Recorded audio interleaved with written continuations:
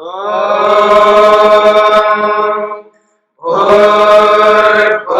स्वः तत्सवितुर्वरेण्यं भर्गो देवस्य धीमहि धियो यो नः प्रचोदयात्।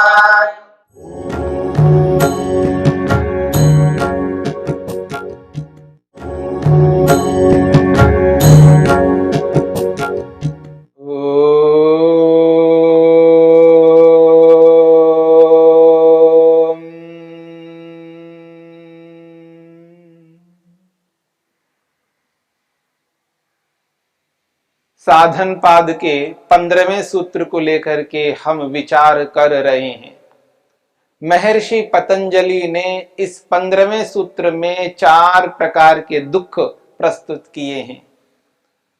परिणाम दुख, ताप दुख, संस्कार दुख और गुणवृत्ति विरोध दुख। इन 4 प्रकार के दुखों में से संस्कार दुख को, तीसरे दुख को लेकर के हम विचार कर रहे हैं। ये जो संस्कार है, ये संस्कार चाहे वो दुख के हो या सुख के हो, ये दोनों प्रकार के संस्कार मनुष्य को पीड़ित करते रहते हैं, दुखी करते रहते हैं, संतप्त करते रहते हैं, परेशान करते रहते हैं। मनुष्य जब विशेषकर ईश्वर की भक्ति उपासना करना चाहता है, योजना बना करके समस्त बाह्य कार्यों को छोड़ करके, समस्त क्रियाओं को त्याग करके, समय निश्चित करके जब बैठता है, उपासना के लिए आसन लगाता है, अपने शरीर को स्थिर कर देता है, प्राणायाम भी करता है, प्रत्याहार करने की चेष्टा भी करता है और इंद्रियों को समेटता है और मन के अनुरूप बनाता है, धारणा भी बना लेता है और उसके बाद जैसे ही वो ध्यान प्रारंभ करता है, उस स्थिति में ये जो संस्कार है जो मन के अंदर विद्यमान है, वो संस्कार व्यक्ति को पीड़ित करते रहते हैं, दुखी करते रहते हैं। अनायास वो संस्कार मन को ईश्वर से हटा करके उन विषय भोगों की ओर प्रवृत्त करते रहते हैं, क्योंकि वो सुख के संस्कार है या दुख के संस्कार है। और ये संस्कार आज के नहीं है, इस जन्म के नहीं है, न जाने जन्म जन्मांतरों से ये संस्कार आ रहे हैं। इसलिए महर्षि वेदव्यास कहना चाहते हैं, एवं इदम अनादि दुख स्रोतः, एवं इदम अनादि दुख स्रोतः विप्रसृतम योगिनमेव प्रतिकूलात्मकत्वाद उद्वेजयति। महर्षि वेदव्यास कहना चाहते हैं, एवं इदम अनादि दुख स्रोतः, वो कहते हैं ये जो दुख का स्रोत है, दुख का प्रवाह है, ये जो संस्कार दुख है, ये जो संस्कार दुख रूपी प्रवाह है, ये जो स्रोत है, अनादि, अनादि काल से। अनादि 2 प्रकार का होता है, एक स्वभाव से, स्वरूप से होता है, एक प्रवाह से होता है, यानी परंपरा से होता है। जो नित्य पदार्थ हैं, शाश्वत पदार्थ हैं, आत्मा, परमात्मा, सत्व, रज, तम, ये शाश्वत नित्य पदार्थ हैं, ये स्वरूप से अनादि है। परंतु जो कार्य पदार्थ है, जो कार्य के रूप में आते हैं, जैसे सृष्टि है, जैसे कर्म है, जैसे संस्कार है, ये कार्य हैं। कार्य रूप जितने भी पदार्थ हैं, ये प्रवाह से अनादि हैं, यानी परंपरा से अनादि हैं, ये स्वरूप से अनादि नहीं है। क्योंकि कार्य तो पहले नहीं होता, बाद में होता है। पहले नहीं था, अब आया है।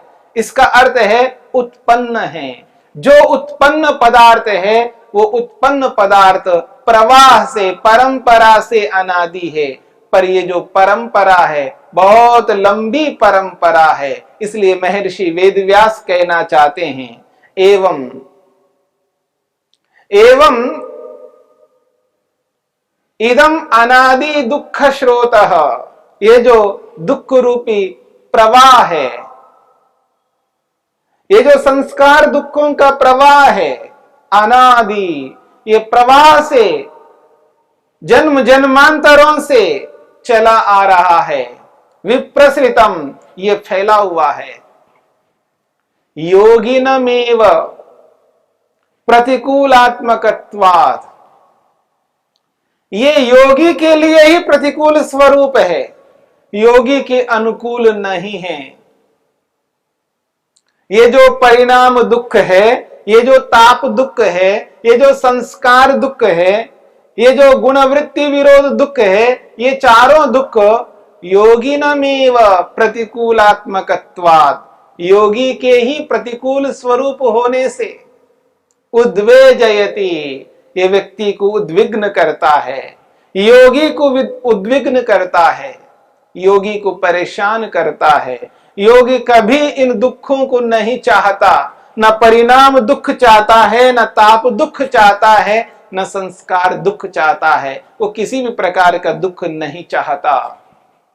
इसलिए कहा योगिनमेव प्रतिकूलात्मकत्वात् उद्वेजयति, योगी के लिए प्रतिकूल स्वरूप होने से योगी को ही दुखी करता है। कस्मात्, महर्षि वेदव्यास ने एक प्रश्न किया है, कस्मात्, ऐसा कैसे हो सकता है? ये योगी को ही प्रतिकूल स्वरूप है, अन्यों को नहीं है, ऐसा क्यों? तो महर्षि वेदव्यास ने एक बहुत अच्छा उदाहरण से समझाने का प्रयास किया है। अक्षिपात्र कल्पो ही विद्वानिति, वो कहते हैं अक्षिपात्र कल्पो ही विद्वानिति। यहां विद्वान शब्द योगी के लिए आया है। अक्षिपात्र कल्पो ही विद्वान इति, क्यों योगी को यह दुख क्लेशित करता है? क्यों ये चार प्रकार के दुख योगी को परेशान करते हैं? वो कहते हैं योगी अक्षिपात्र कल्पो ही, योगी अक्षिपात्र कल्प होता है, यानी आंख के समान होता है। योगी व्यक्ति आंख के समान होता है। अक्षिपात्र कल्प कहते हैं आंख, और कल्प का मतलब समान। अक्षिपात्र का मतलब है आंख का गोला, और कल्प का मतलब समान। आंख के गोले के समान योगी होता है।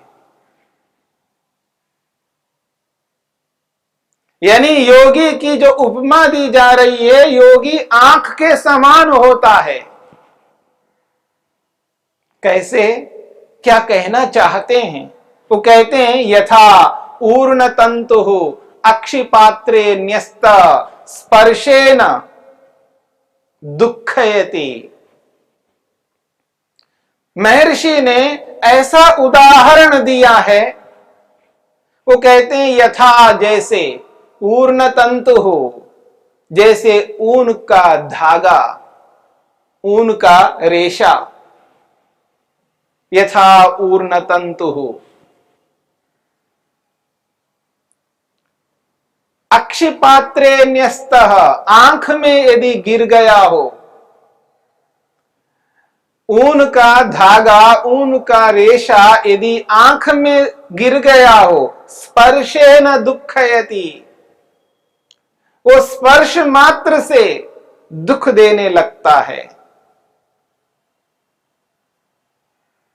यदि ऊन का रेशा आंख में गिर गया है और स्पर्श हुआ, आंख थोड़ा सा मिचल गया, थोड़ा बहुत स्पर्श से ही बहुत दुखी करता है व्यक्ति को। एवं अन्येषु गात्रावयवेषु, यदि शरीर के अन्य अवयवों में वो ऊन का रेशा गिर गया, कहीं पर भी यहां गिरा हो, यहां गिरा हो, शरीर के किसी भी भाग पर वो गिरता है, व्यक्ति को पता भी नहीं चलता, एहसास भी नहीं होता है। वो कितना ही उसका स्पर्श हो रहा हो शरीर के अन्य अवयवों में, पर व्यक्ति को कुछ पता नहीं लगता। लेकिन वही ऊन का रेशा, वही ऊन का धागा यदि आंख में गिर जाता है, स्पर्श मात्र से व्यक्ति को दुख होता है, कष्ट होता है, पीड़ा होती है। एवं एतानि सुखानि अक्षिपात्र कल्पम योगिनमेव क्लिश्नन्ति न इतर प्रतिपत्तारम। बहुत बड़ी बात कही है। एवं एतानि सुखानि, इसी प्रकार से ये जो सुख है, सांसारिक सुख है, संसार में मिलने वाले रूप रस गंध स्पर्श शब्द के जितने भी सुख हैं, एवं एतानि सुखानि अक्षिपात्र कल्पम योगिनम, जो आंख के गोले के समान है, जो आंख के समान है योगी, उस योगी को क्लिश्नन्ति, दुख देते हैं। ये सांसारिक सुख योगी को ही दुख करते हैं, योगी को ही दुख देते हैं। न इतर प्रतिपत्तारम, बाकी जो सांसारिक अनुभव रखने वाले लोग हैं, जो सांसारिक लोग हैं, जो योग नहीं करते हैं, ऐसे लोगों के लिए ये दुखी नहीं करते हैं। ये सुख सांसारिक लोगों के लिए सुख रूप है। इन सुखों से सांसारिक लोग दुखी नहीं होते हैं, वो तो इन सुखों को अपनाना चाहते हैं। परंतु योगी व्यक्ति इन सुखों से दूर होना चाहते हैं। योगी व्यक्ति के लिए वो ऊन का रेशा है, वो आंख में यदि गिरता है तो सांसारिक व्यक्ति को केवल आंख में ही उसको दुख देता है, बाकी शरीर के किसी भी अवयव पर गिरे तो दुख नहीं देता। ऐसे ही ऊन का रेशे के समान ही ये सांसारिक सुख हैं। और ये सांसारिक सुख मानो उसके कहीं पर भी उसके जीवन में आ जाए तो व्यक्ति को दुखी कर देते हैं, योगी को परेशान कर देते हैं। इसलिए योगी व्यक्ति इन सांसारिक सुखों को नहीं चाहते। योगी व्यक्ति ईश्वरीय आनंद को चाहते हैं, ईश्वरीय सुख को प्राप्त करना चाहते हैं, ईश्वर के आनंद से आनंदित होना चाहते हैं। इसलिए योगी के लिए ये बात कही जा रही है, अक्षिपात्र कल्पो ही विद्वान इति। ये आंख के समान होता है, योगी आंख के समान होता है। यानी आंख जिस प्रकार से संवेदनशील है, उसी प्रकार से योगी संवेदनशील रहता है। आंख के गोले में कहीं भी ऊन का रेशा यदि स्पर्श में आ जाए तो आंख दुखने लगती है। ठीक इसी प्रकार योगी के जीवन में कोई भी सांसारिक सुख आता है तो व्यक्ति को परेशान होने लगता है। वो आंख के समान होता है, इसलिए उसको वो परेशान करता है। चाहे वो रूप का सुख हो, चाहे वो गंध का हो, चाहे रस का हो, चाहे स्पर्श का हो, चाहे वो शब्द का हो। सांसारिक छोटे से सुख को ले लो या बड़े से बड़े सुख को ले लो, कोई भी सांसारिक सुख उसको नहीं चाहिए। अर्थात इस बात को समझने का प्रयत्न करना, क्योंकि सांसारिक सुख नहीं चाहिए का अभिप्राय ये नहीं है कि वो खाता नहीं, वो पीता नहीं, वो संसार में कोई व्यवहार नहीं करता। सांसारिक समस्त व्यवहारों को जो करने योग्य व्यवहार है, उन व्यवहारों को करता है। योगी में और भोगी में जो अंतर है उस अंतर को समझने की चेष्टा करनी है, अन्यथा भ्रांति हो जाती है व्यक्ति को। व्यक्ति ये कहने लगता है, समझने लगता है, देखिए योगी लोग खाते पीते नहीं हैं, योगी को क्यों खाना है। यदि कोई कहे कि ये फल है खाओ, नहीं, योगी लोगों को फलों की क्या आवश्यकता है, मेवे की क्या आवश्यकता है, अच्छे अच्छे पकवान की क्या आवश्यकता है, अच्छे अच्छे साधनों की क्या आवश्यकता है। योगी व्यक्ति उन साधनों को लक्ष्य नहीं बनाता, इस बात को समझने की चेष्टा करिए। योगी व्यक्ति इन सांसारिक साधनों को अपना लक्ष्य नहीं मानता, इनको साधन मान करके साधनों के रूप में ही प्रयोग करता है। पर भोगी व्यक्ति इनको साधन नहीं मानता, लक्ष्य मानता है। उसका उद्देश्य है सांसारिक सुख, उसी को सब कुछ मानता है, उसी के लिए जीता है। पर योगी व्यक्ति उसके लिए नहीं जीता। हां, यदि मिलता है तो उसका प्रयोग करता है, साधन के रूप में प्रयोग करता है, पर उसका लक्ष्य मोक्ष होता है, मुक्ति होती है। उसका लक्ष्य विवेक वैराग्य होता है, उसका लक्ष्य समाधि होती है। समाधि के लिए, मोक्ष के लिए इन सांसारिक सुखों का प्रयोग करता है तो केवल उसके लिए करता है, उसी को सब कुछ कभी नहीं मानता। इसलिए इस बात को समझने की चेष्टा करनी है।